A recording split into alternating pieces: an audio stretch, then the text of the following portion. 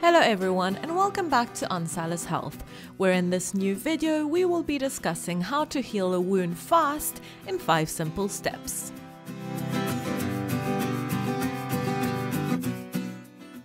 Any simple accident can result in a wound. Be that mild or severe, treating a wound is necessary to ensure that the wound doesn't become infected or worsen.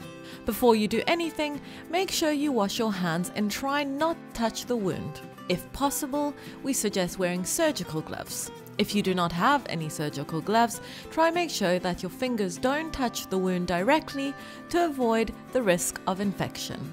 Next, soak the gauze in saline.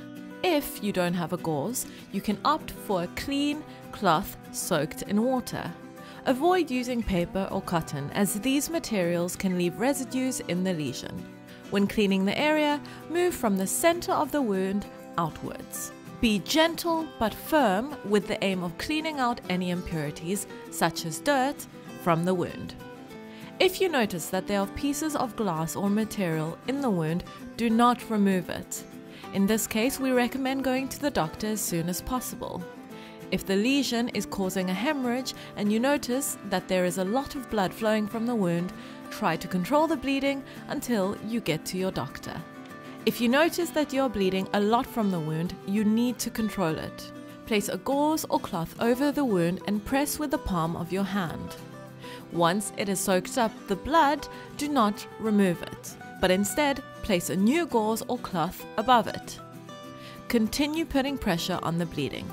It's important that you don't remove the material in contact with the gauze, as it can break the new layer of skin protecting the wound.